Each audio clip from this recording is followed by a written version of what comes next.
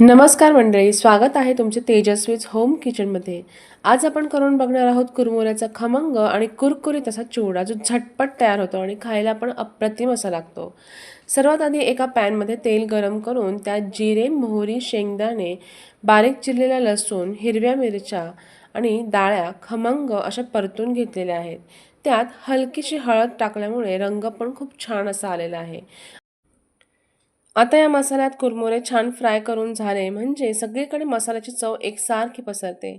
सगळं परतून झाल्यावर मीठ आणि पिठी साखर टाकून हा खमंग कुरमुऱ्याचा चिवडा तयार झालेला आहे। हलका, कुरकुरीत आणि एकदम चविष्ट असा।